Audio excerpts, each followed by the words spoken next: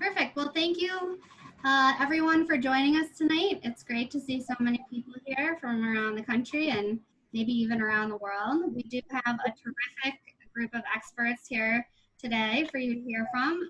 And before we get started, I just want to give a quick shout out to Dr. Bridget Baldwin, who brought us all together. And as many of you probably know, she's really the secret sauce behind what's been making these expert panels happen. So a huge shout out to her.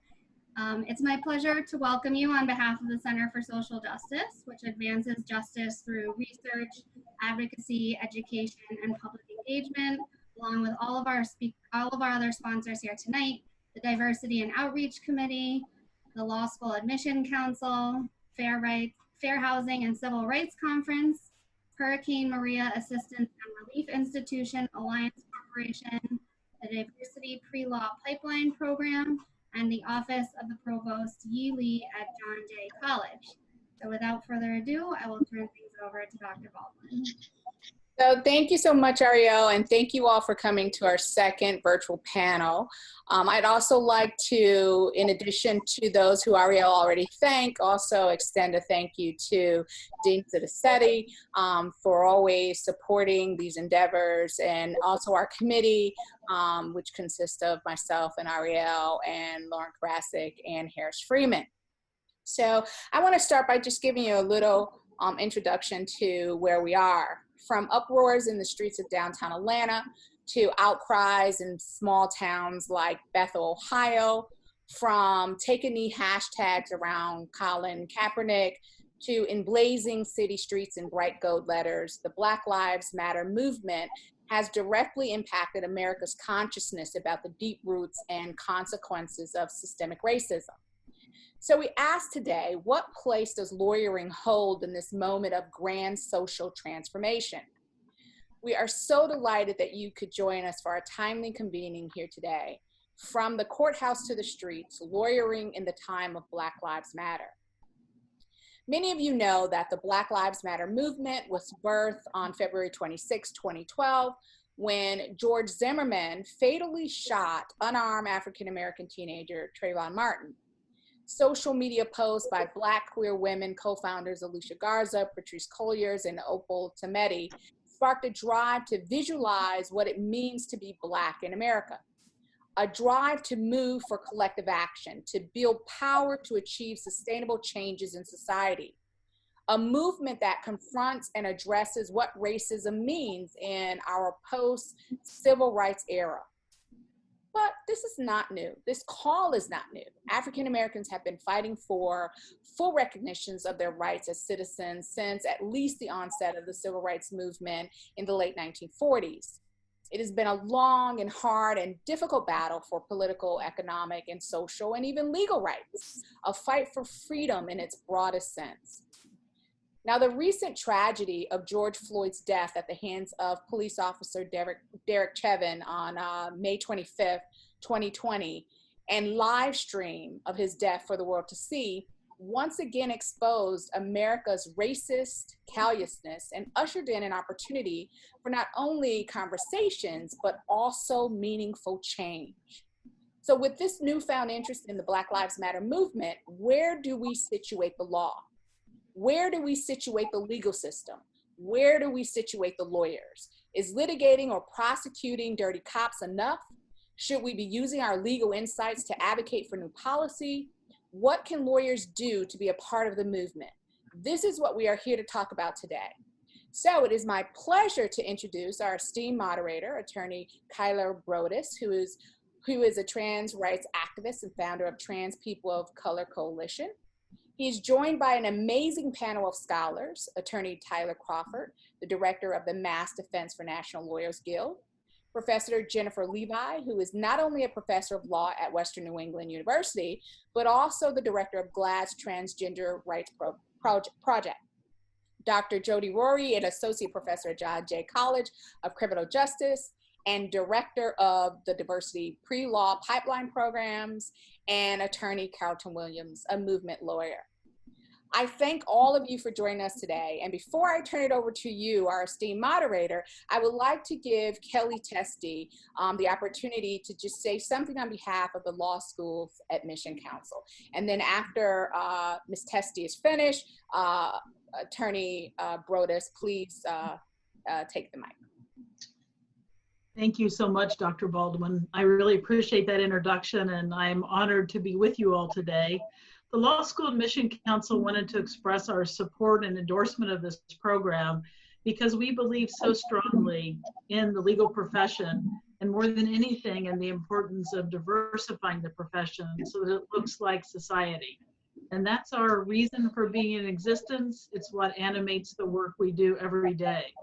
And so I wanted to thank you all for drawing together today to shed light on the role of law at this time. I believe it's never been more important in trying to help move our nation more toward the promise of equal justice. So I want to thank each of the presenters today. I really admire the work that they all do, and I admire the Western New England School of Law and the Center on Social Justice for this program and bringing this conversation forward. We stand ready to do everything we can to keep working for equity. And so thank you so much for having the Law School Admission Council with you today. And all of you who are watching out there, I hope you'll pursue your dream of a legal education. We need you, we need your voices. So let us know how we can help at lsac.org. We're there for you and with you. Thank you so much. And Attorney Brodus, I'll turn it to you. Thank you very much. And that was great from LSAC, who I've worked with quite a bit. I used to be a pre-law advisor and know Kent Lawless quite well. So thank you, and love LSAC and refer lots of people to you. And thank you, Dr. Baldwin, for the introductions and hosting this panel today. And I want to thank the panelists for being here, as well as the participants that are here to listen to this lovely panel today. And this is timely. I just want to say a few words before we begin. This is a time I don't think any of us expected to be in, but we are in this historic time, this time of change and this window of change.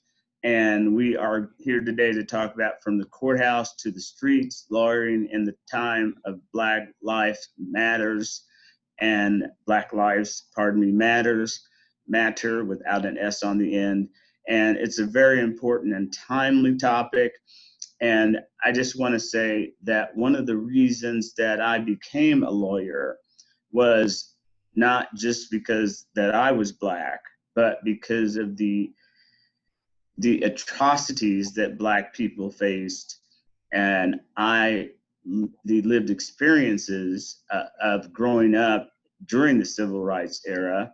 And I was a small child, but I also listened to the radio and would hear the atrocities of the many imprisoned people that were in prison for no reason at all, that were just Black people. And so through my life experience, I knew that becoming a lawyer would be important, just as a Black person, to right the wrongs that I was hearing and seeing myself in this country. And so for me, that was a way to gain power, was to learn how the system worked, to take on the system, to start righting wrongs that I saw happening within my community. And so with that, I will say that was the impetus for me to become a lawyer. Later, I experienced this transgender thing, and then those two things collided, and that began my career as an advocate, an organizer, an activist. But I've always been engaged in some sort of political organizing arena and avenue, definitely to do about race. So I'm excited to get to these panelists today and to hear what they have to say. And I'm honored to be here amongst them and this panel, which I think is a great panel to have this discussion with, and more discussions need to be had. How do lawyers fit in? Why do they fit in? And what are their roles during this time? And so we have with us all the panelists that have been named. Carlton Williams, Jody Rory, Tyler Crawford, and Jennifer Levi. And I'm going to go ahead and we're going to start with Attorney Tyler Crawford and have him go ahead and do his few minutes of opening, and then we'll go to Attorney Carlton Williams, and then Dr. Jody Rory, and then Professor Jennifer Levi. So, and if we forget the order, I'll remind you. So let's please start with Attorney Carlton Williams, and if you would please give us a 10-minute opening. And then at the end of that, I may have a question or two for him.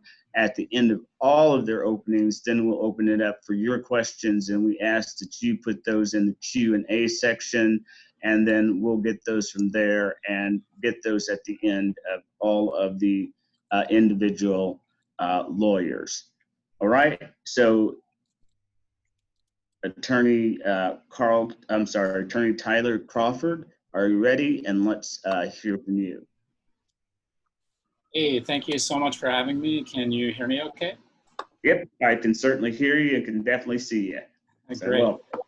Great. Thank you so much. I'm excited to be here, and I just want to say thank you to Western New England School of Law and the Center for Social Justice for moderating this panel. I think it's a very timely one and a very important discussion to have, whether you're a lawyer or a law student or a prospective law student. I'm really excited to be involved in this conversation.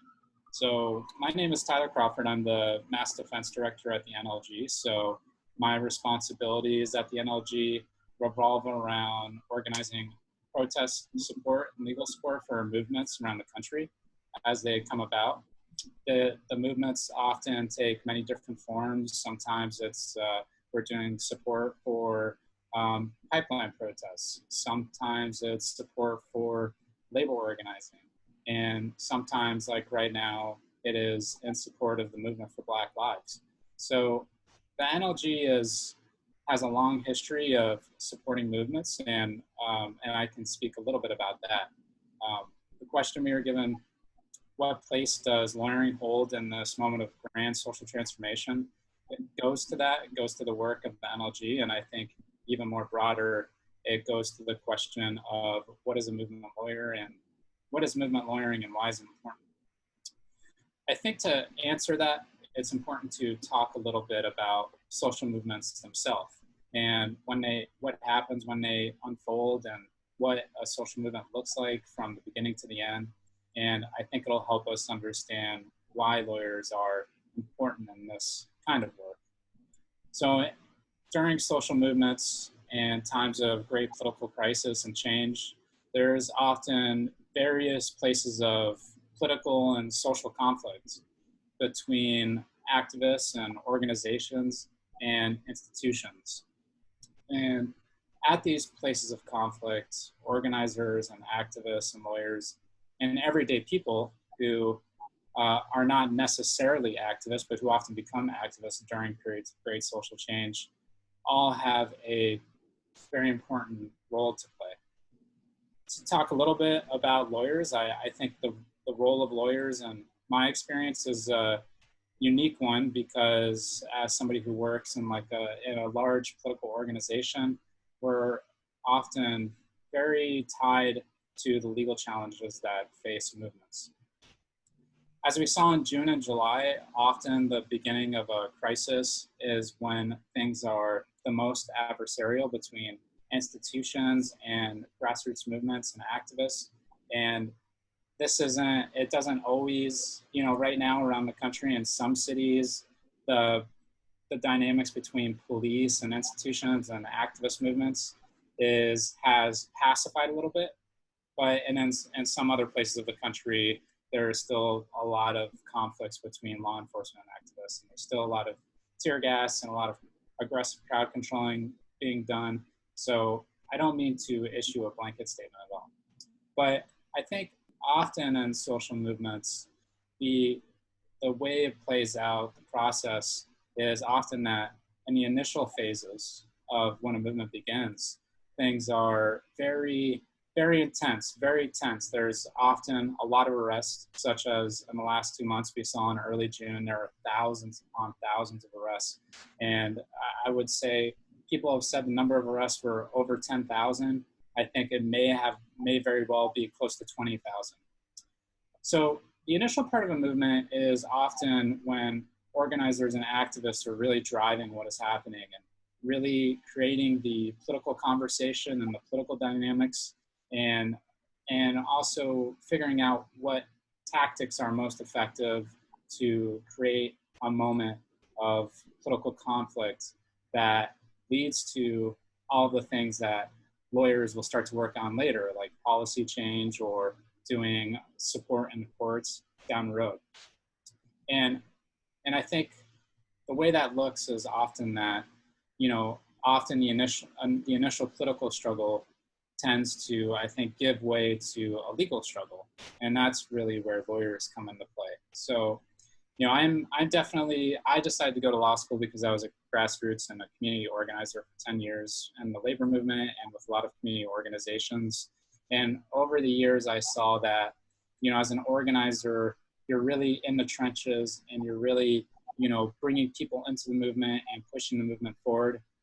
But then as you start to have a lot of victories, as you become yourself sort of a political institution by the merit of the public coming onto your side, lawyers really start to come in to play with their expertise, because you need to figure out, okay, now that we have a movement, now that we have the support of the public, how are we going to cement what have we done? How are we going to create policy?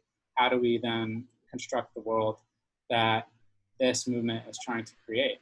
And to me, that's the most exciting part of movement lawyering. And I think, movement lawyers often aren't working on policy. Like in the NLG, in our mass defense program, we're often working on legal support. We're working to fight federal repression in the context of grand jury investigations and subpoenas and aggressive federal prosecutions of activists. And I think that's, that's a really reactive and important place where lawyers need to be on deck. But I think long-term, that also connects to, it's important for lawyers working in these movements to work on actually putting the pieces together legally and policy-wise to figure out, how does this all work? How does this all come together? And how do we really construct an ideal world? Can it be done through the laws? And I think the lawyers, we believe the hypothesis that it can be done through laws, because that's often, that's kind of the role we're playing in these movements. So I think I have about 3 more minutes. So I'd just like to highlight 3 things, in terms of movement lawyering that I really want to bring to this conversation. Like the 3 skills I think are really important for movement lawyers. And so I'll just go over those really quickly. I think in my experience, the first really important thing you can do as a movement lawyer and a lawyer trying to support movements is to get politically educated. So often, 4 months ago, people weren't really talking about defunding the police and abolition, and there wasn't really the kind of consciousness around the role of white supremacy and the legal system and American history and in the Constitution that even after 2 months of political struggle have created. So, often radicals, what we call radicals, are often the people who spark grassroots movement. And those are usually, they usually often have positions that aren't quite as vogue in the beginning of a movement before it becomes like a grand social uprising. So, I think as you become a movement lawyer, the most important thing you can do is to educate yourself about what those grassroots organizers are fighting for. And that's really the first step before you try to support them as a lawyer. And then the second skill I would emphasize in movement lawyering is the importance of working in an organization. I think movement lawyers and activists, we often have to come together in organizations to accomplish things. That's just sort of the nature of society. Human society is that no single individual can change society or change the world. So learn as you become a movement lawyer how to operate effectively in organizations of other people and to navigate those complex spaces and to navigate the challenges of building something bigger than yourself and bigger than maybe even your political differences with people you need to be working together. And then the last really important skill, I think, for movement lawyers that I would highlight is, during times of crisis and political change, thousands of people are coming into the movement, thousands of people want to help, and often organizations that are really small that have been fighting in these battles for a really long time can easily get overwhelmed by not only the forces they're fighting, but the people who are coming in to help to try to steer them. So I think the last really important skill I would highlight for movement lawyer is don't just be somebody who offers to help, but be somebody who's proactively trying to find places where your skills are useful and then doing the work. And yeah, so those are three skills for a movement lawyer I would highlight.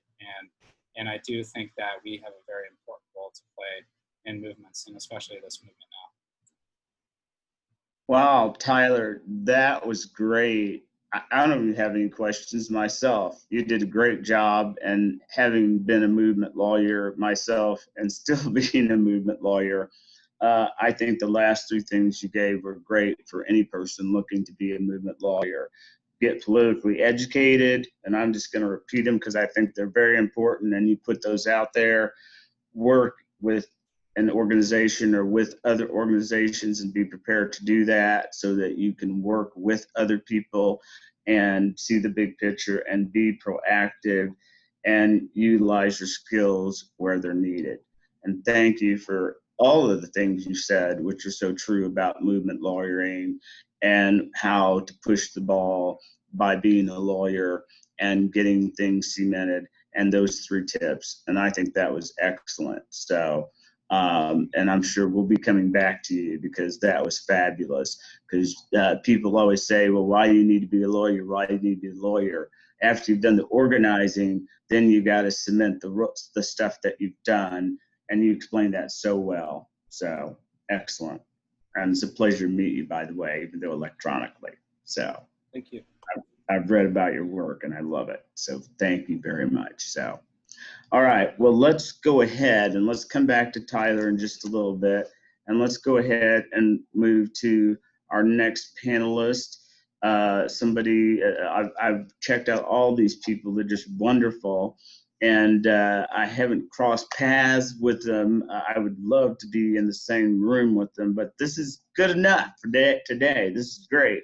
I want to go to Attorney Carlton Williams and have him give his opening statement and tell a little bit about himself and what he has to say about this topic. And then after all four are presented, we will get to open questions from everybody. So Attorney Williams, would you take it away, please, sir? Thank you so much, Tyler. Thanks to everybody for setting this up. This is great. I think a lot of people feel 2020 has been really hard, but one of the great things is everybody's Zooming, and we probably wouldn't have gotten together this way. I might admit I might not have made the 2-hour drive out and back from Boston. So let's take some of the good stuff. And Tyler, it's good to virtually meet you. I've heard a lot about you. So I'll say my name's Carl Williams. I'm a movement lawyer. I represent folks who get arrested on criminal charges, be they run-of-the-mill criminal charges, like everyday stuff. People in my community here in Roxbury and Dorchester, Mattapan, the black neighborhoods of Boston, in and around here and around New England. I also do civil rights work. I sue cops when they attack our brothers and sisters and other folks, when we can get those cases into federal court. And I do a lot of work with the National Lawyers Guild here locally in Massachusetts. And I also teach a movement lawyering clinic at Cornell University Law School, which is a lot easier now that it's virtual because I don't have to drive so much, and it saves the environment. But one of the things I want to say, connecting to what Tyler said and the work that the National Lawyers Guild is doing, one of the things that's crucial about movement lawyering for me is I always view it as we're the backup, right? There are people out in the streets, they're fighting for justice. They know what justice looks like. They know what liberation looks like. They know what freedom looks like. That's the Movement for Black Lives. That's the Black Youth Project. It's, I mean, hundreds, if not thousands of organizations fighting across the United States of America and places that the United States colonizes, or places that it even neo-colonizes. The umbrella group for that is the Movement for Black Lives, right? That's the national coalition that has come together that encompasses the vision for Black Lives Matter. So task one that people should do, and if I was standing in front of y'all, I would ask you to raise your hands. You don't have to do that now virtually, but the Movement for Black Lives has a document. That document is called the Vision for Black Lives. It is what Black Lives Matter as an organization stands for. People should look at that because it is very good. It took about 500 people and organizations 2 years to write. It is incredibly powerful. And I'll say directly, maybe because I'm advocating for that position, it is a carceral abolitionist movement. It's a carceral abolitionist movement. So to break down carceral, that's police, prisons, jails, prison guards, sheriff's deputies, the FBI. I could quote Ice Cube from a song from 1988, but it has profanity in it, so I'll skip that part. But Ice Cube said, "Any MF in a blue uniform." That's really what carceral abolition is about. It's anybody who is so-called enforcing the law, taking people into prison, into systems of carceral punishment. And so the Movement for Black Lives stands for that premise. I think that's a premise that some people are like, whoa, prison and police abolition, that's a lot. However, that is the position of tens of thousands of Black folks organized in the Black Lives Matter movement. So I think it's an interesting thing, like if that's what people are asking for, and if we are part of that movement or we are allies to that movement, how do we do that? Where's our position politically on that? I'll say the position of the National Lawyers Guild, where Tyler works, and I do a lot of volunteer work for locally, is the National Lawyers Guild is the first and only national bar organization that actually was multiracial about 100 years ago. So was on the forefront there. And the National Lawyers Guild today is the first, I think, national bar association that is an abolitionist. So very similar, and took the lead from the Movement for Black Lives. They said, look, if the movement's saying this, then we're saying this too. And I'll say personally, I am a person following in the tradition of our foremothers and forefathers. I am an abolitionist. So I think that's an important thing to wrap our head around. I'm not asking everyone to agree to that, but it's a thing that it's an idea that's existed for about 50 years. Angela Davis, started, and Ruth Wilson Gilmore have been writing about this since the early 70s. But I think that's an important thing to think about. Another thing that I think that is crucial when we're doing this work is understanding where we are vis-a-vis the laws and the Constitution of this country, be they state laws, city ordinances, tribal laws, constitutional treaties with Native nations, the Constitution itself, and foundational documents of the United States. The United States was founded, and one of the creations that came out of the founding of the United States was the idea of what we think of as representative democracy. Another thing that happened at that same time was the modern idea of race, of whiteness, and white supremacy, because people wanted to own other human beings, many of our ancestors, right? People wanted to own our ancestors. And they said, well, we should create an ethic and a system that sounds moral, and a legal system that allows that. And the United States Constitution to this day, because you can't erase parts of the Constitution, the United States Constitution says that many of us on this phone call, at least in its opening words, are not fully human beings. And it says that about Black folks. It says it indirectly in Article 1, Section 2, Paragraph 3. So it's right in the beginning of the Constitution. It was like, by the way, you're not a human being. And it says 3/5. And it says that about Indigenous folks, about Native folks, it says, by the way, 0/5. So you don't count at all. And I think that is a crucial thing for us to understand, right? When people were writing the Constitution, and they only had so much ink, and they only had so many words that they could put in. And many of those words are about owning our ancestors. many of those words are about buying and selling and subjecting to like horrifying sexualized violence and many other horrors that are difficult to imagine today. The United States Constitution said, we're good with that. They took very fancy pens and they wrote that out, and many very smart people wrote those words. So in many ways in this country, the law has been the enemy of Black people, of brown people, of indigenous people, of immigrants, of working people, right? In many ways, the modern police forces were created for two separate reasons. Christian Williams, who's not a relative of mine, but he wrote a book called Our Enemies in Blue. It's available actually for free on the internet. You can get it as an audiobook or the PDF, but it's an excellent book. And it says there are really two foundations of modern policing. One of them is slave patrols in the South. So the way sheriffs and sheriff's deputies came into existence were from slave patrols in the South. In the North, they were actually created from institutions that basically policed poverty and workers that were organizing to say, like, you can't do that because we want these people to make money. So that and that system of white supremacy, I also cite the Declaration of Independence, which is explicitly, the Constitution is subtle about it. The Declaration of Independence is explicitly racist, right? The Declaration of Independence refers to our indigenous brothers and sisters and other folks as merciless Indian savages whose only known rule of existence is bloodthirsty war, right? If someone wrote that today, right, on the front page of the New York Times, Black Twitter and indigenous Twitter would be like, oh, we're coming for you. This is ridiculous. Boycott this person. And it would be outrageous. But now we look at these documents as the sort of holy grails of American freedom. But they didn't mean many of us. They didn't mean me, moderator of this phone call, and many of the other folks who are on this phone call. And I think those are things that we really need to keep in our mind when we say, what will freedom, what will liberation look like for Black folks? And many people say, and I think people who are abolitionists say, that means we need to actually get all the way down to the foundational structure of this country and the carceral system of this country. So I just wanted to say that last piece. I'll say I haven't checked my time, but if I'm way over, somebody can wave at me. The last piece I just want to talk about is when we think of movement lawyering and when we think of what we want to do, one of the things is what is our theory of how change happens?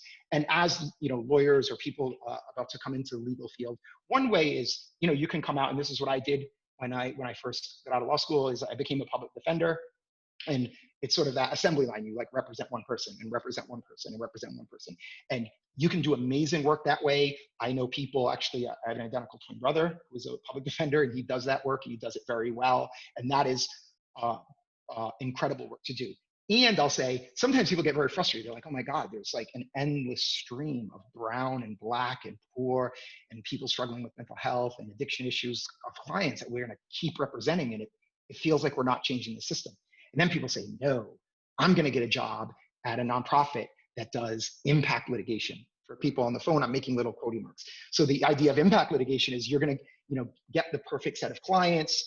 You're going to litigate a particular issue, be it an issue based on qualified immunity or trying to strengthen the 14th Amendment or the 14th Amendment of the Massachusetts Constitution. You're like, we're going to make that stronger and it's going to be better for everyone and it's going to make our people free, right? That's impact litigation.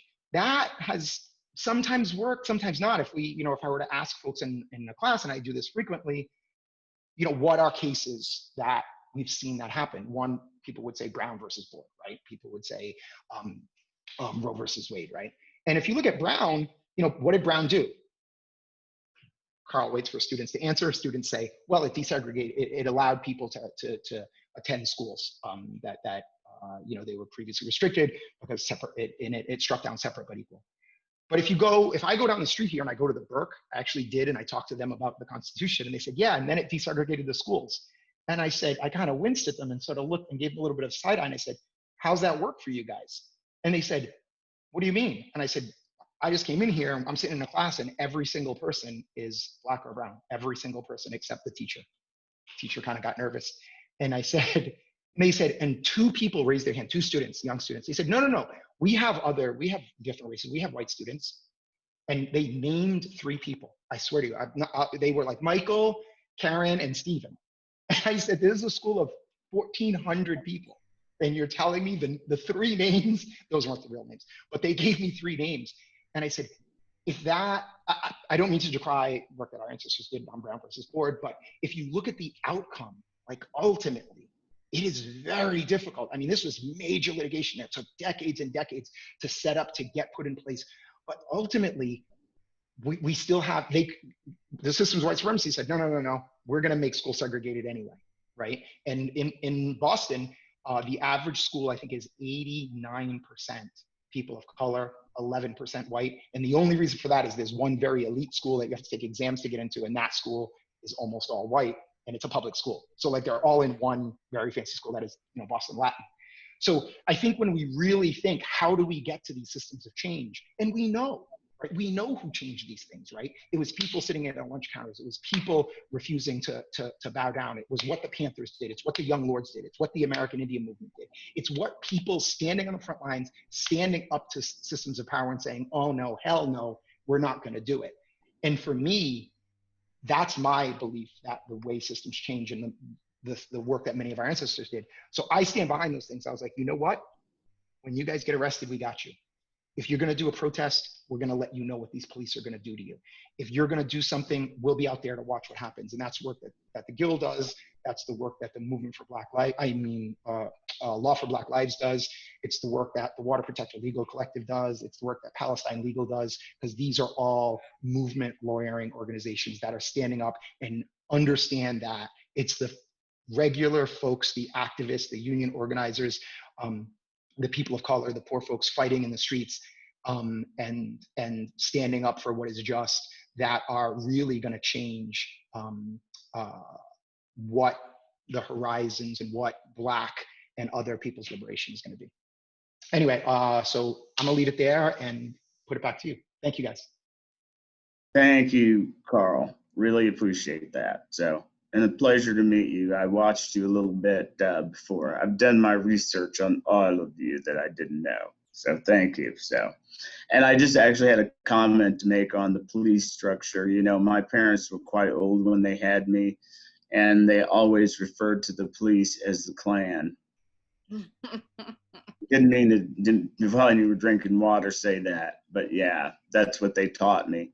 And actually, I go in and depending on what courthouse, I use my mother's rule, which I don't feel publicly, well, I probably would share anyway if I was there in person. But I look at their shoes, the judge's shoes, to determine where to move my client. And that rule still applies, and it really does. Because I had a case in one rural county, and the white lawyer kept kicking me below the clerk's desk, and I didn't understand why, but I felt like I was going to go to jail that day because he kept kicking me as I was filling out paperwork. And then I walked outside, and he whispered to me to come over to him. He didn't want to see the white clerk. We're in the 21st century now. See him talking to me so he could tell me not to take my client in front of the judge that I already figured out was a judge that wore a white sheet over his head at nighttime. And I told him, I said, well, you know what? I was born Black, and I already figured that out, and I already requested to change the venue for my client. I said, so thank you very much, after he about kicked my leg off in the office. So that's all I wanted to add to your fabulous commentary. Those couple of points, because just to drive them home, it's so sad but true. And school desegregation is still alive and well in this country, and some cases are still being litigated. Even in my home state of Missouri, I think they just finished the litigation on school desegregation in the Kansas City school districts, just to say. And Brown versus the Board of Education was decided in 1954. So just bringing that point home. So thank you. Want to continue? We have such great speakers on this panel, and I need to move it along and stop giving my own inner commentary. But of course, they know who they chose. They asked me. We'll go to Dr. Jody Rory. since I can't roll my R's, my Bell's palsy still got my tongue going. And we're going to have her next. She's from John Jay College. Dr. Rory, take it away. Thank you. Thank you, and thank you, everybody, and thank you, Western New England, for this amazing panel. It's an honor for me to be here. So I want to kind of carve a space for something a little bit different, building, of course, on what Tyler and Carlton have already established. And I have a lot of students that are on this call, not only from undergraduate students, but law students as well, and just diversity pipeline students. So I'm a professor. I teach in the area of human rights. And I believe that, and I'm going to try to stay on script and put a timer, because I promised Bridget that I wouldn't go over my time. We'll try to finish early. So let me just do that. Okay, here we go. What I think bring to this conversation is something a little bit different, in the sense of creating the types of mini Carltons and Tylers and Jennifers and Johns, right? All of these mini Bridgets, all of these mini lawyers that are still not born yet, that we're still nurturing to become who these amazing lawyers are. And I think that we are failing ourselves if we forget that we have to keep that pipeline going. So I work on diversity pipeline programs as one of the many hats that I wear. I directed and co-founded with Professor Leonard Baines, who was originally at Western New England, a diversity pipeline program. So I've been doing this since 2004 formally, but for 21 years informally. So I believe that lawyers can affect change in many ways. And one way is by creating this next conscious and inclusive generation of diverse lawyers. And let me make this clear, the effort of this work is very pointed. It's to disrupt the poverty and the structures that have oppressed people of color particularly, or underprivileged, underrepresented people, and to support this next generation of aspiring lawyers. And I think that what we can do as what we need to do in place to affect change and to be inclusive of the inclusive and diverse Black Lives Matter movement demands is to know that the Black Lives Matter movement stands on the shoulders of many other movements. And it's a part of a war that generations of Black and brown people and their ancestors have kept going on in these United States for hundreds and hundreds of years. So we mentioned Brown versus Board of Education. There was also the Westminster case, which is another desegregation case that Thurgood Marshall watched very carefully, right, to make sure that Brown versus Board of Education could be brought. And so that said, the inclusion and momentum that I'm seeing right now, for me, is amazing from the Black Lives Matter movement. And in our pipeline program alone, little did I know, right, when I first saw my first police shooting when I was a child, and my father brought me to that incident, right, little did I know that I would be part of a process who has now made young aspiring law students who are very, very much a part of the Black Lives Matter movement. I had no way to know that. But I also think it's important to create spaces for all types of lawyers, right? And we have to be in all kinds of spaces. So that means white shoe law firm attorneys, that means people that go into every single area of the law that's not only directly dealing with the Black Lives Matter movement, but that impacts the Black Lives Matters movement. So we see how powerful corporations can be, right? We know that we now no longer have the Redskins, we have the Washington football team. Right? So we know the impact of corporate structures, and we know what we can do as a movement, an inclusive movement. And we have to create spaces in that movement for all of us that are allies to be included as well. And we have to be very understanding of this new, quote unquote, new history, right? So every time that I read a post that maybe Bridget posts, I go, oh, I didn't know that, right? So how do I then incorporate that into the consciousness of our lawyers? So what we do as a diversity pipeline program is we work with first-generation low-income students and or students that are African American, Native American, Latinx, Asian, underrepresented in the law, to help them get through college successfully, because that's the first hurdle, right? Make sure we bridge the gap between college and law school, ensure that they're successful in law school. Many of those students are on this call. When they're in law school, we make sure that they can pass that bar and then become practitioners. Along the entire 12-month process, what we do is really support these students by creating opportunities for them to connect with different movements that are ongoing. So we work on human rights projects, Every semester we publish a peer review or a law review article. And those students' names are included in that because we want to create a sense of consciousness and belonging to the movements, right, that are existing and the change that we're trying to invoke and promote, and make them conscious of and keep them going when they become that partner at that firm and they have a big pro bono division, right? They can do a lot of the work that it is that we need done.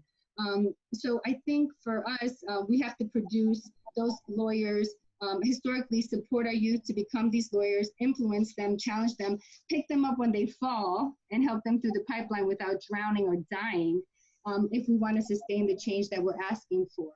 So this is what I bring to the table. I'm also a social scientist, so I look at it from a data perspective, right? And when I read these studies, I think to myself, how can we create people to help impact that change, right, based on the data? So the question that really ensues is, how can we ensure that more Black people are not killed or beaten or tortured by the police? How can we promote justice and equity in law enforcement overall? How can we create an inclusive and effective policing system? My question is, how can we create a new normal and ensure that being comfortable with being uncomfortable remains the new normal, right? We need to stay uncomfortable. The moment that we are not uncomfortable, then we're going to start losing this momentum. So we're coming to understand and learning about a past in these United States, but it's time to focus on the future. It's a time for us to take action. So how do we keep the attention of the privilege that we now have? We now have that attention. How do we keep that? How can we create spaces to communicate with one another in the movement so we don't lose momentum? How can we connect and understand that this is not a time to compete, but a time to include and work together for the greater good of the Black Lives Matter movement and the movements that came before it. So I have some thoughts for the aspiring lawyers on the call. And this is some of the things I want to think about that haven't been maybe touched upon by Tyler and Carlton, right? Let's talk about it in terms of big picture. Structural economic equality can be dismantled by lawyers, right? We have to understand that. This is when we're talking about, wow, we have too many lawyers. No, this is what lawyers can do. This is what aspiring lawyers in the pipeline can work towards. The promotion of diverse hiring practices, inclusive of domestic minorities with an emphasis on African Americans, is key and vital to the integration of institutions that have been oppressive historically. And then building representation in the workforce, especially amongst management, is key. So we can try and move into these structures, but if we don't have that, it's not going to be sustainable. Institutions that implement plans for diversity hiring, they can feel the tension. That's key. How do we keep that going? Ongoing non-inclusive cultures and microaggressions are reasons for diverse leadership to leave. So we have to end that. So it's great that once we have people that get to the position, but if we do nothing to retain them, then we are still going to keep going up this uphill battle. So for the movement to work, we have to work with these corporations to institute mentorship, executive sponsorship, create mechanisms to capture feedback, create systems to ask how people are doing without those systems reporting feedback, and ensure they're protected. So as academics, many of us are academics here. Within our own institutions, sometimes I feel personally that I'm part of the oppressive institution itself, because it's very difficult to find a safe space to really have a discourse about what is wrong, why is there a lack of domestic diversity and inclusion, and how can we change that pandemic? And if there's a situation where I feel myself personally that I can't go forward because of some particular issue, where's my safe space in the institution, right, for that to be dealt with? And then if they can't deal with that with us, then how can we in turn help the next generation, right, that's forthcoming, and how do we build that up? So I just want to, as I was thinking about this, since Bridget had talked to me, I thought about, wow, what are some news things that are going on that are really significant? And I think, Carlton, you talked a little bit about the Black Panthers movement. So I thought to myself, Operation Legend, what message does that send us? It says, by any means necessary, we're going to quash unity. At least that's my perspective, right? So that means that they're fearful. So we saw this with who? We saw this with the Black Panther movement and a dozen other movements who were decimated by the state. So I recall from our pipeline program, one of our first cohorts, a professor now, her name is Jennifer Ortiz, posted a picture of the Black Panthers movement leaders with other leaders. It was on July 18, 1969. Black Panthers held a conference in Oakland alongside the white anti-racist Young Patriots organization and Puerto Rican Young Lords. The Young Patriots were a group of poor, mostly Appalachian migrants in Chicago. So they opposed racism, and originally they wore Confederate flags, which they believed were a symbol of rebellion. So the leading Panther, Fred Hampton, played a key role in building these links with them and other white working class youth until he was assassinated by the police. If this is what I see, right, happening, I see these alliances being built. And Operation Legend is simply this history of repeating ourselves. So if we can ensure that our students through the pipeline understand this, right, and work with lawyers that can give back, we can really promote this type of change. The other issue that I think is really important, since we have lawyers that are on this call, and I'm going to end now, is that there's much that lawyers can do to help develop this pipeline program where we can ensure that this type of work is being done. But it requires even the most minimal of work and sometimes sponsorship. And so that's some of the conversation that I really would like to talk about. I mean, what can we do within these academic institutions to ensure the successful completion of these pipeline programs to create the next generation of lawyers? Thank you. Very good. Thank you, Dr. Jody Rory. And I agree. How can we keep these pipeline programs? Because I created one at the institution that I was at, and when I left, it was dismantled. And I had a great pipeline program and feeder into many law schools and created many lawyers, but then it was disbanded when I left, and that's no good. And I was at an HBC, not HIC, but rather a historically Black college. And, you know, where, of course, diversifying the profession and, you know, and then that pipeline's gone. So, and definitely we need to feed the field and diversify the field of lawyers with Black and brown people. And how do we continue to do that? And I know LSAC has done some of that, and you've worked with them as I have. And I know Kent Lawless has done a lot of that and helped to do a lot of that over the years since he's been at LSAC. But without good pre-law advisors and pipeline programs and that stay in place, how do we do that? And that's a question for everybody to think of, because not only are we looking to diversify it with color, but we're also looking to diversify it with other ways, including LGBTQ people. And those issues arise in movements. And I meant to talk to Carlton about that, because even in the BLM movement, that issue arose, and we dealt with it, you know, because BLM wasn't cool with LGBT people and only certain people. And so we have to look at this as we look at movements and things. So, but interesting and very important, and these pipeline programs are important, and we need to look at how we can sustain them, and perhaps work with law schools. And I love this law school for the programs and the forward thinking it has, but not all law schools do have this forward thinking. So thank you, Dr. Rory. We're going to get to our final speaker, and then save some time for questions. And I know we have 3 in the box here, and we're going to get those answered. So we're going to Professor Jennifer Levi. And in all transparency, I will say I've known Professor Jennifer Levi for more years than I am old. Can't hear the laughter on that. Hear Jennifer laughing. But I've known Professor Jennifer Levi for 30 years. And so that's a little advantage over the other speakers, but I think you all are fabulous too. But Jennifer is a bright, brilliant person. And I have had the honor of knowing her and her family, and there's not much else I want to say. So we're going to go ahead, and she is a great litigator, a great teacher, a great mentor, a great friend, and she's a great strategist.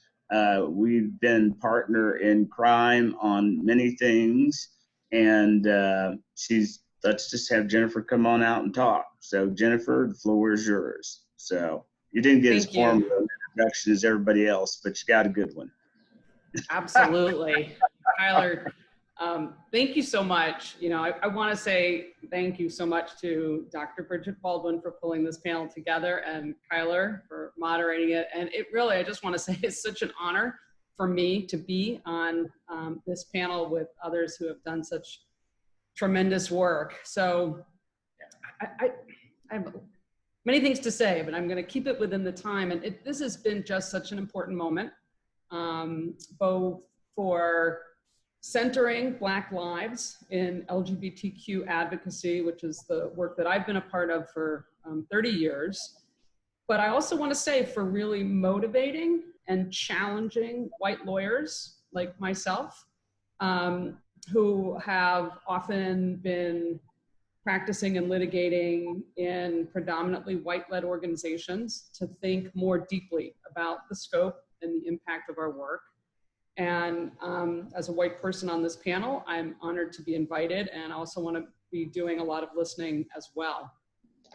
As Kyler said, I have been doing LGBTQ movement work for 30 years. I've seen an incredible amount of change over that time, which has been, I think, really hugely important. And of course, there's been legal change and there's been cultural shifts a lot alongside the legal change as well. And it is really hopeful to me to see the volume of young people joining and leading across movements, including in the BIPOC movements, including in the queer advocacy movements. And as a law professor, as well as an advocate, I do think about both teaching and developing lawyers, and also about the kind of litigation and litigation strategies that Carl Williams talked about. So I also want to say, I so appreciate, thinking about the connection between activism and legal advocacy. And my own path to law school was very much driven by my activism. I was in college at a time when states were really just beginning to pass express state laws to protect gay people at that time. I mean, it was after I graduated from college that Massachusetts passed express laws for gay people, and it was decades past that, even to where the law was inclusive of transgender people as well. And it was really at the time that I was involved in grassroots advocacy that I saw movement lawyers and individual lawyers going to court, going to the State House, speaking with, from a different perspective, with authority and information, and also alongside grassroots advocates. And I thought, I want a part of that.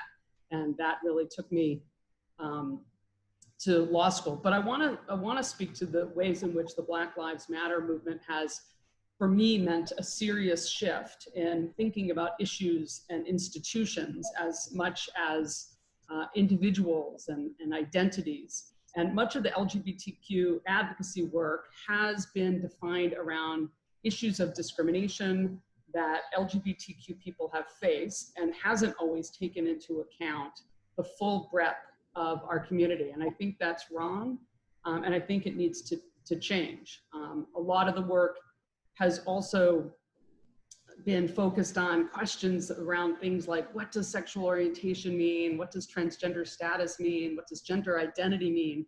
And I think that the advocacy really challenging the kind of focus on white people's experiences has meant really looking much more deeply at institutions and issues, and recognizing the ways that institutions perpetuate racism and white supremacy, and the need to take on and challenge the laws that support those institutions for that reason alone.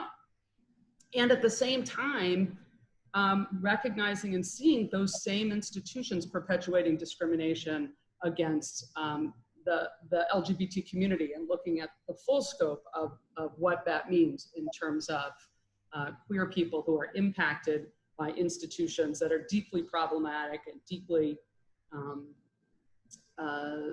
racist. So we know and can powerfully see, and I think in many ways the recent health crisis, but also the recent um, political divisions and this administration have really shown so clearly how systems of child welfare and juvenile justice and healthcare and incarceration and detainment for sure, immigration, asylum, benefit systems, and on and on. I mean, it's like, you know, so many of the institutions of which there's been, you know, more visibility have disproportionately have a negative impact on Black and brown people's lives. There's just, you know, the obviousness of that is enormous and needs to be focused on and seen. And that means that these are clear concerns. That means that these are institutions that need to be taken on by the LGBTQ movement, of course, in collaboration with others who have been really focused and deeply committed to both eradicating and changing those institutions. And of course, those are areas where LGBTQ people's lives are not just being impacted, but are also being targeted, right? Which means that is also true for Black and brown people as well. And this administration, the Trump administration, from the minute it set foot in office, has sought to reverse so much of the progress and advances that had been made by the prior administration, and, you know, just focusing on the LGBTQ areas, you know, over the last, nearly 4 years, you know, from the time this administration came into office. It immediately reversed protections that had been in place for queer students under Title IX. Within months, the administration adopted a ban on transgender people in the military. And Carla, I'm hoping that you will talk about that a little bit as well in terms of your connection to that work.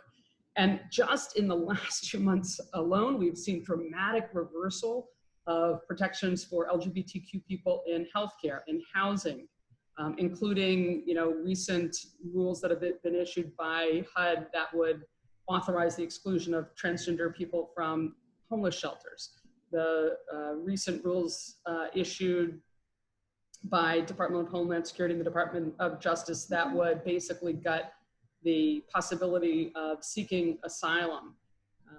And I'm happy to talk about any of these at greater length, but it's really just remarkable the deep and sustained injuries across communities that have been sought by the current administration.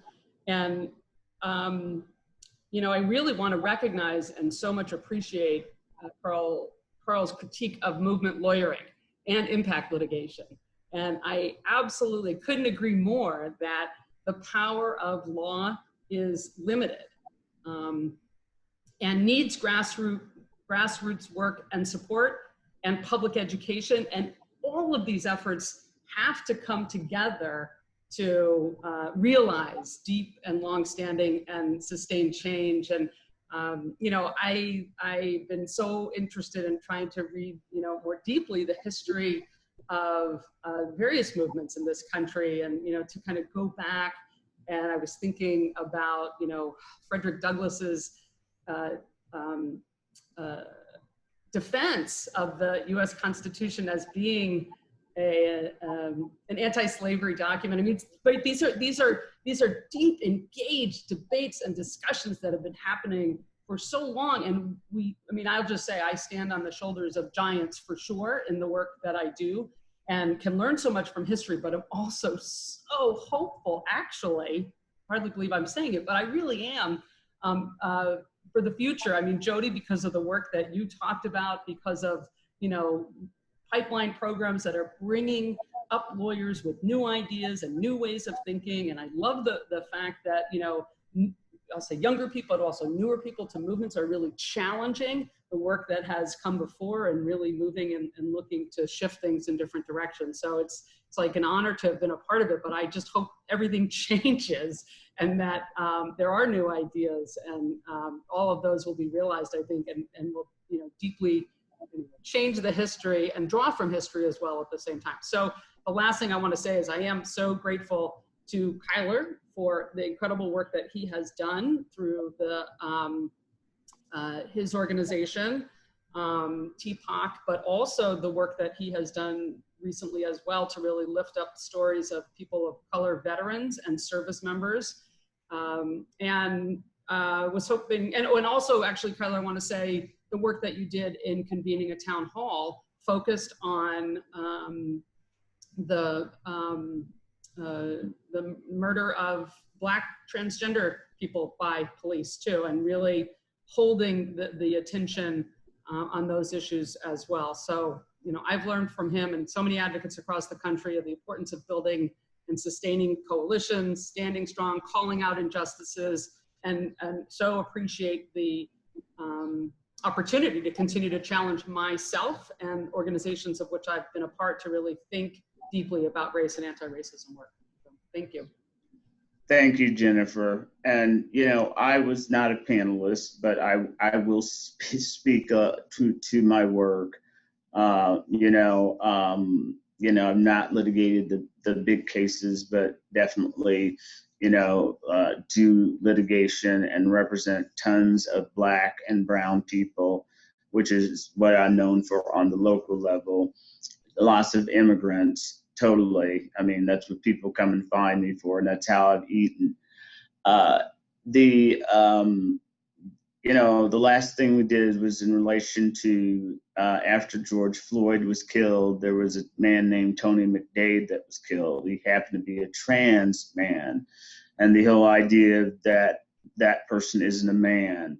And he was shot 2 days after George Floyd was killed by police. He was also shot by police in Tallahassee, Florida, just immediately by gunfire after they were called to the scene. And they knew him, and they just shot him immediately when they saw him, when they were called out for mental health check. And he had been attacked the night before by 5 people in a knife fight. And he was still wearing the shoe he had been attacked in, which was full of bloody. And he was ready to die, Tony was, because one of the things for trans people, and particularly trans men, is suicide is huge. And he was Black American. And suicide rate, quite frankly, for Black Americans is around 2%, but for Black trans Americans, it's around 50%. So he had enough. He had taken it from his family, and what most Black people or people of color do is we stay with our families, unlike Caucasian people who separate from their families to go through their transition or changes. And his family had abused him, and the police had abused him before too. So when they were called for a welfare check, they shot in less than 3 seconds, according to the neighbors and witnesses, at Tony McDade's death. And so what we tried to do is tie it to the national narratives, because BLM was not picking up anything that was trans masculine related, and they wouldn't until later. And finally, due to our advocacy, other news outlets and other people, including BLM, started picking up trans stories. And that was our purpose, because they were not doing it. And so it was through that effort and our push that we had been doing for years to get that all Black Lives Matter, not just certain Black Lives Matters, because we had been tangling for years to say, hello, we exist, and we are also Black. We've never changed our skin color. That doesn't change just because we happen to be gay, lesbian, or whatever, or trans, because the most trans people that are killed happen to also be Black people, and they generally are usually Black trans women. But what I've always said, and Jennifer knows this too, is I said they're all Black people, and they're not just trans women. And so while we've identified that people can identify trans women out there, we're starting to see the body of trans men come up too. And it's where people are having to work, because people won't hire us. And I go to law schools and I'm dressed like this, and everybody says, oh, Kyler, you're hireable. Well, why is that? And there's a longer story, and we don't have time for that. But the bottom line is people don't hire trans people. because they don't see us as human beings, just like they didn't see Tony McDade as a human being. And he didn't make national headlines until we banged the drum hard. And and it took a lot of effort before he actually made the headline news that Carlton just put in the window, because he didn't make the national news until we worked night and day for about 2 to 3 weeks till he made the national news. And that was due to my all volunteer group of TPOC doing that work and pushing it out to news sources until he made national news. But it took that effort, and none of the major groups, even the major LGBT groups, because of the racism and the LGBT movement, pushed that out, because Black stories and Black people don't make the news, and the internalized racism within the LGBT movement. And then the last point I'll make, and I'll make it real quickly, the military stories, trans in the military. And we've worked on this. I worked on it in the Obama administration for readiness in the military, under the Obama administration, and with the administration and the Joint Chiefs to show readiness. Whether you believe in the military or not, the largest employer of Black people happens to be the military, and also the largest employer of trans people happens to be the military, because that's places we feel we could go to hide, and even trans people. And so there are a lot of Black trans people hiding in the military. So I helped the effort with GLAD 1A and NCLR, National Center for Lesbian Rights, to help cull out these people to tell their stories, because we never see Black trans people in the military. We always see white trans people, and I know they're there.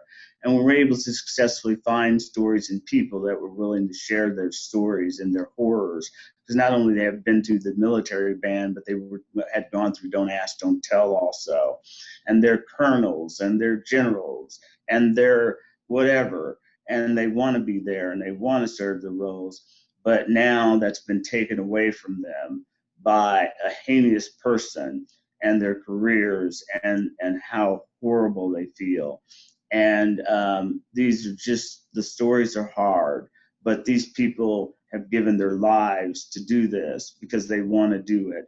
And now that's been taken away from them by somebody that's never served and somebody that never understands their stories. So that's just a couple of the things that I've worked on, and I'm honored to work with these people to tell their stories and for people to hear their stories, because they're earth-shattering and they're heartbreaking, and the things that they've had to give up and that they have to walk away from, and which resonate with me because my father was a Black man who went through the same experiences in the military and never got his due. For having to be pushed in the military as a Black man and having to serve on foreign soil to come back to America and be treated like crap and never get his GI benefits. But he wasn't an angry man about it. I just know his story and was able to share that. But he, if he were alive, and he would be 102 today, would stand proud with any trans advocate, because he endured the same as a Black man on the soil, and he would not be ashamed to stand with trans, gay, lesbian advocates, even as a Black man.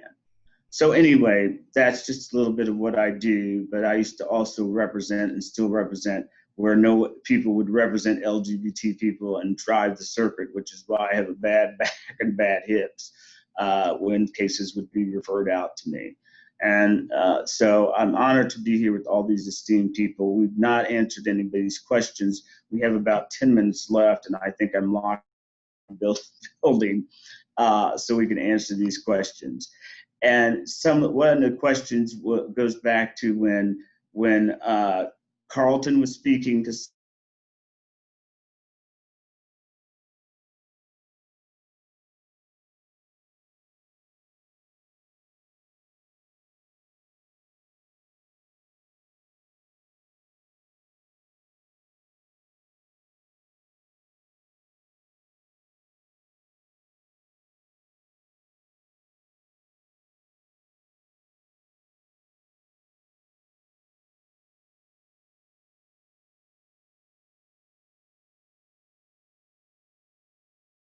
One is called The Trial of the Chicago 10. People should watch both of those documentaries. They're both amazing. And that movement lawyers are the backup. Like, we don't think, whereas it's much different from impact litigation. Impact litigation, I worked at the ACLU for about 5 years. Impact litigation, we go, we worked on the drug lab scandal case. We went out and found people and said, we're going to represent you, like person. You're a good candidate. Bring you in. Now we're going to represent you. And that's a very different, it's almost the opposite way of doing it, right? And I think that's essentially movement lawyering. People can look at Bill Quigley, Purvi Shah, Law for Black Lives, and a lot of writings for more on what movement lawyering is really about. But the idea of how change comes about is very different for a movement lawyer than, public interest lawyers are everything, right? Like almost everything in the world. Super, thank you. How do we move forward when there is so much opposition? For example, the issues that have arisen with federal agents being directed to go to protests and misusing their power to curtail the efforts of folks exercising their right to protest. Anybody want that? Sure, I can take a bite at that. All right, go right ahead, Tyler. Yeah, thank you, Tyler, for the question. I saw that, and one thing that I want to remark that has come up quite a few times in this conversation so far is how much we as activists and organizers and lawyers in this moment, how we all stand on the shoulders of giants. And I think it's important when we think about all of the challenges we face and all of the hurdles we have to overcome now. We have a global pandemic. We have a very right-wing Republican Party that seemingly is willing to use paramilitary troops on civil society to attack protesters. And we have an economic crisis as well because of the pandemic. And all of these things are so intimidating and they're so challenging. And it's easy to feel hopeless sometimes, but I always try to remind myself that, I always go back to the shoulders of the giants we stand on. I think in terms of, I think about the despair people must have felt in the 60s when MLK and Malcolm X and Medgar Evers were assassinated, and how people then must have felt like the opposition was greater than anything that could possibly be overcome. Yet they continued to fight, and people continued to push the movement forward, the Black freedom movement forward. And, so I always think that even in moments where it seems like all of the forces of the institutions we're fighting are arrayed against us and there's no way we can possibly win, you can never predict where victories may come, because victories often do happen. And with that, one other thing I want to say is being a movement lawyer, when you're doing this work, it's really important that you identify what the sources of hope are, because in this work, you're constantly going to be faced by challenges, and you're constantly going to be faced by incredible pessimism. And it's important to realize, though, that we do score victories, that we are in a movement with tons of other people who are totally dedicated to this and totally committed. So even though Trump is now deploying troops, we have protests in Portland, dads with leaf blowers and the moms protest. And then we also have military veterans going to those protests. And, a part of finding the hope in the movement, in my opinion, is believing in people, believing that people do want to build a movement for liberation, that everyday people are going to commit to that, because they are. And in order for us to pull them into the movement, they have to see us, the activists and the organizers and the movement lawyers who are involved. They have to see us fighting as much as possible with our own hope to inspire them so they can come in and inspire us. So, I guess just what I would say about moving forward with so much opposition is just, read history. And like I said earlier, educate yourself and read about the things that activists have faced historically, yet how they continue to persist, and realize that that's what we need to do in our generation. Excellent answer, Tyler. And I always think about that again, standing on the shoulders of giants. And I always think about what my ancestors went through, what my parents went through. And you're right. And have that in mind, or read books, get inspiration. And your answer was an inspiration. Thank you, buddy. All right. Carlton, would you mind putting in or typing in the two documentaries? I actually saw them, but apparently somebody's asking for them again that you mentioned. I'm on my phone, and it's really, you've probably seen me doing this. It's really hard, so I'd have to look for them. Well, it was the Chicago 5, wasn't it? If people just go to I'll tell you where you can find them. If you go to the wiki page about the trial, the Chicago conspiracy trial. So it's the 1968 Democratic National Convention. A bunch of people were arrested. That thing is generally called the conspiracy trial, or the trial of the Chicago 10. If you look on Wikipedia, on the bottom, you'll see conspiracy Chicago 10, Tyler, Ally Move, thank you. Thank you. And I'll just primer, one of them is a cartoon, and it's made from the transcripts of the trial. And I've never seen a movie even like that, because it's so amazing. Like, they just basically remade the trial based on all of the transcripts and all of the people speaking. It's amazing. I saw one of them, and it's the 10. I always do the number wrong. All right. Super. Thank you. And I wouldn't want to do that on my phone either. Okay. After the death of Brother Floyd, gosh, it's clear that some white folks, including white attorneys, did not realize the impact of racism in the U.S. So true. Sorry to be so sarcastic while reading this. One book that has helped in shaping the change is Ibram Kendi's How to Be an Anti-Racist. Do you think adding this to the curriculum would help? How does WNE plan to help create anti-racist lawyers? Anybody want to take that? Can I just say a thing about Ibrahim X. Kendi? I don't know how he can be that young and that smart. He's an amazing human being. How to Be an Anti-Racist is a really great book, and it has a really great title.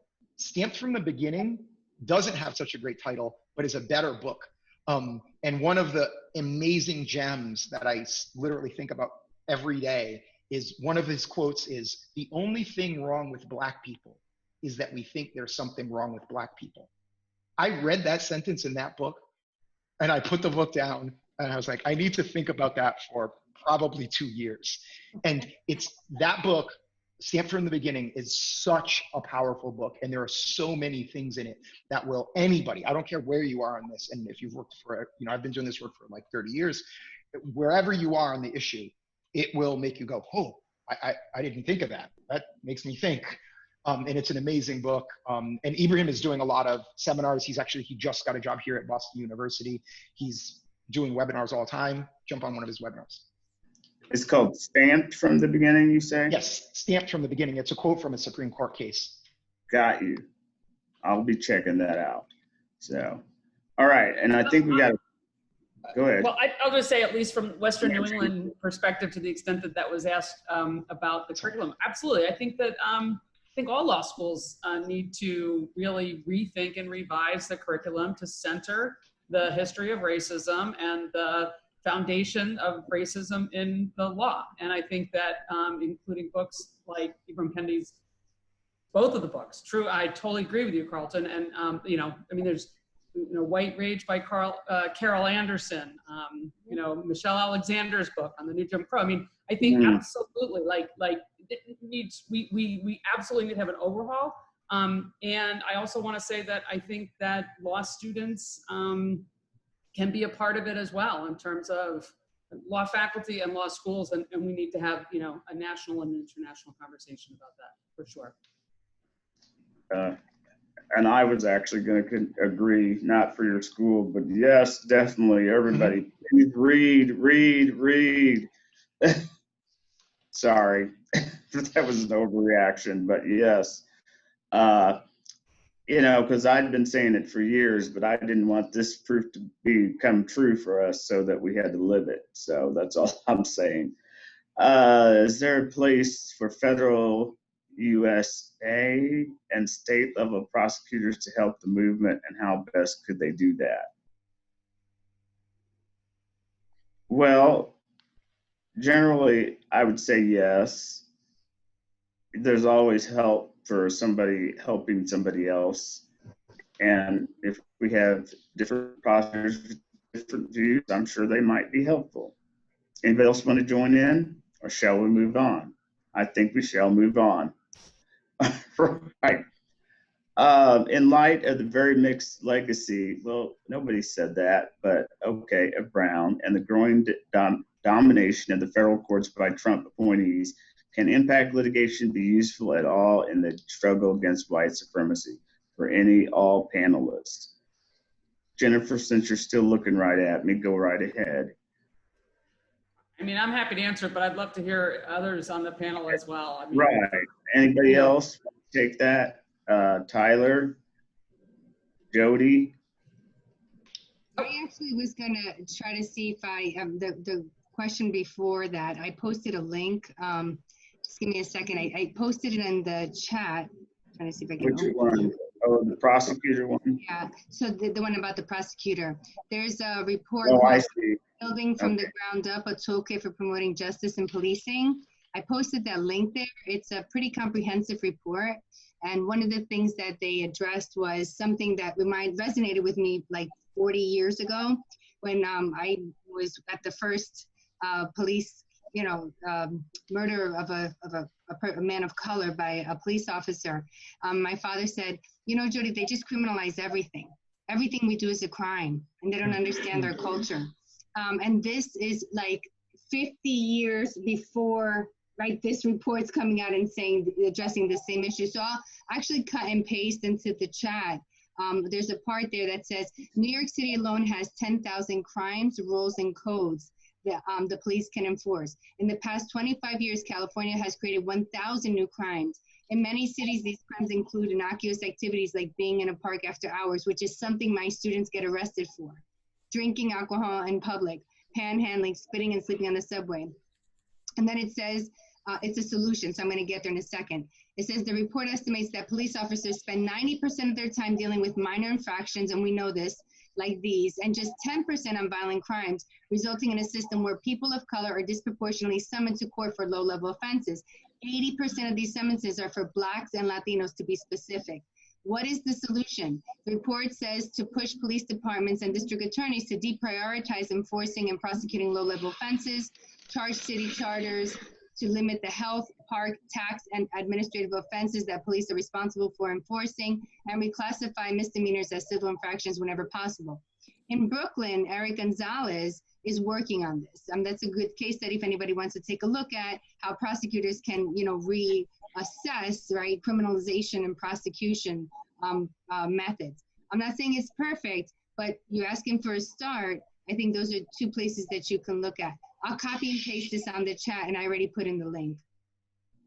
Thank you very much. I didn't see that you'd done that. Thank you. Super. All right, we got a couple more. We're out of time. I don't know if what our timing is. Yeah. Maybe Dr. Baldwin can help us on this. Yeah, I sent Kyler a chat, but I guess he didn't see it. I just see it now. I'm sorry. I just saw it now. Dr. Baldwin, yeah, because I see time now. Yeah, yes. So I want to thank all the panelists and you, Kyler, for moderating this wonderful panel. I also want to give Ariel and John Fisher the opportunity to get some last comments in. John is one of our sponsors. I got some text messages saying, oh, did Kyler forget to let John talk? And I was like, no, he's a sponsor. He's talking at the end. So I want to just open the floor to Ariel and John to say some few last ending words for the panel. Okay, thanks so much, and thank you to all our panelists and to Kyler for moderating tonight. This was really incredible. I hope those of you that were able to join us were as inspired as I was, and that you continue on this journey, asking these questions, engaging in these kinds of conversations. And we hope that you'll join us. The Center for Social Justice, our next panel event is going to be on September 10th at 12:30 p.m. We are thrilled that we are going to be bringing Evan Wolfson as the Gervino Ward inaugural speaker. Evan Wolfson wrote the book Why Marriage Matters, America, Equality, and Gay People's Right to Marry, which has been called perhaps one of the most important gay marriage primers ever written. And he's been a Time Magazine 100 Most Influential People, and we're just thrilled to be having him on September 10th at 12:30 p.m. So stay tuned for more details on that. And I'm going to kick it over to John Fisher, who's going to close us out today. Okay, I just wanted to say a couple of things, and I'll make it real brief. First of all, I think I may be the only consumer on this panel, so my thanks really go out to all of you who've been doing this. I've been around long enough, so when you start talking about the Chicago 10, this happened. I was there, but basically, I think it's so important that as a consumer, obviously the fact that you're there when we need you is incredibly important, number one.